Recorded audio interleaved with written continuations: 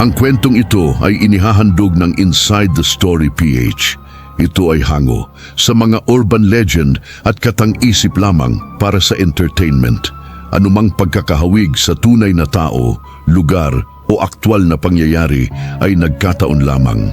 Magandang gabi, mga ka-Inside the Story PH. Ang Tangub ay kilala bilang Christmas symbol capital. Ngunit sa likod ng mga makukulay na ilaw, may isang kwentong matagal nang ibinubulong ng mga matatanda. Isang misteryong nagaganap kapag ang dagat ay hunas o humuhupa at ang buwan ay nasa kabilugan nito. Samahan ninyo ako sa Ang Lihim ng Mga Rebulto.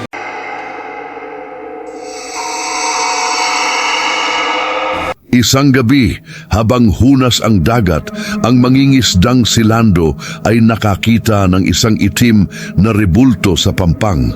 Akala niya ay lumang dekorasyon ito, ngunit ang batong ito ay kasing lamig ng bangkay.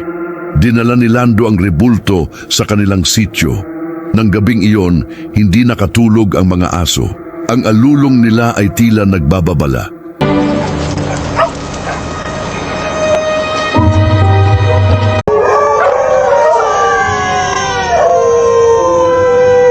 Sa loob ng bahay ni Lando, nagsimulang makarinig ng mahihinang bulong ang kanyang asawa mula sa loob ng rebulto.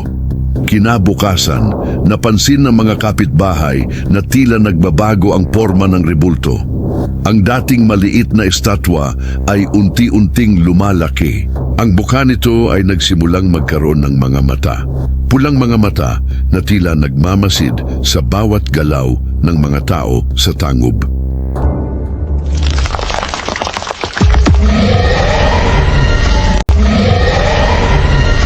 Ang mga Christmas symbols ay nagsimulang maging madilim.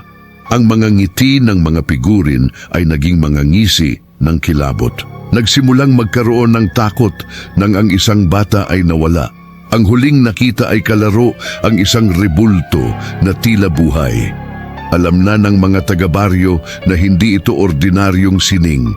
Ito ay isang balinsasayaw na nagtatago sa bato. Isang sumpa mula sa nakaraan. Isang lumang talaarawan ang nahanap sa ilalim ng simbahan. Dito nakasulat ang tungkol kay Padre Salvi, ang paring aswang na tinalo noon. Upang matigil ang sumpa, kailangan nila itong ibalik sa pinakamalalim na bahagi ng bay bago sumapit ang kabilugan ng buwan. Habang bitbit ni Lando ang rebulto sa laot, nagsalita ito. Hindi niyo ako matatapon dahil ako ang sining na nilikha ng inyong sariling takot. Sa gitna ng dagat, isang malakas na liwanag ang lumitaw. Ang mga taga-baryo ay sabay-sabay na nagdasal habang ang rebulto ay nagsimulang mag-crack.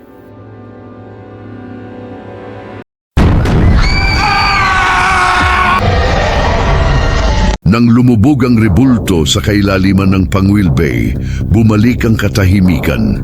Ang mga Christmas symbols ay muling naging maganda at payapa. Ngunit tuwing hunas ang dagat, ang mga tao ay umiiwas pa rin sa pampang.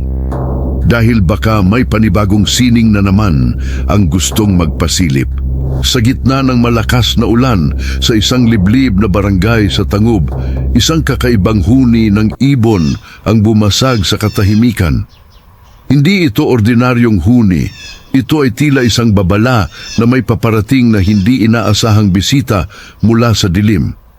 Nang humupa ang baha at nagsimulang maghunas ang dagat sa Misamis Occidental, isang nakakapangilabot na tuklas ang bumulaga sa mga mangingisda.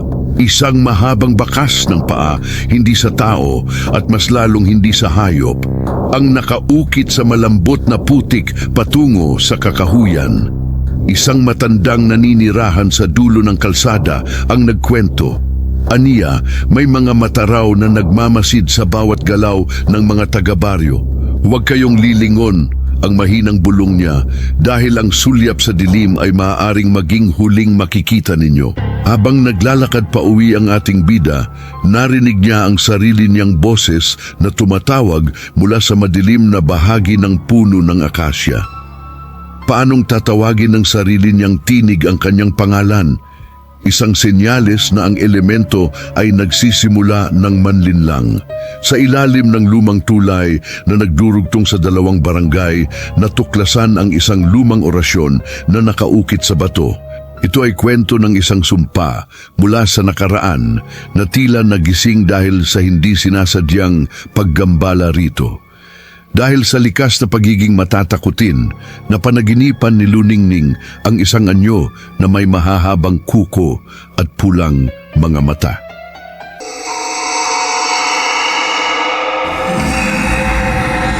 Sa kanyang panaginip, ang aswang ay hindi lamang isang kwento, ito ay isang banta na malapit ng magkatotoo.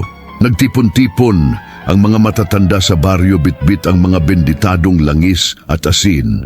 Sa ilalim ng kabilugan ng buwan, sinimulan nila ang isang orasyon upang itaboy ang masamang espiritu na naghahasik ng takot.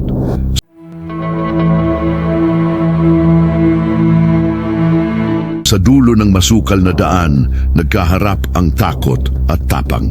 Isang anino ang mabilis na kumilos sa dilim. Ngunit gamit ang pananampalataya at pagkakaisa, hinarap ng mga taga-baryo ang nilalang na kumikitil sa katahimikan ng gabi. Unti-unting sumilip ang unang sinag ng araw sa langit ng Tangub City. Ang mga anino ay naglaho at ang paligid ay muling naging payapa. Ngunit sa kabila ng liwanag, nanatili ang tanong, tunay nga bang naglaho ang panganib o naghihintay lang ito ng susunod na pagkakataon? Sa huli, nananatiling matatag ang lungsod ng Tangub. Ang kagandahan at kapayapaan ng lungsod na ito ang laging mananaig. Huwag kayong matakot na bumisita at saksihan ang ganda ng aming sining at kultura. May kwentong naghihintay na tuklasin. Maraming salamat sa pakikinig. Huwag kalimutang i-like, i-share at mag-subscribe para sa iba pang kwento. Magandang gabi at ingat kayo palagi.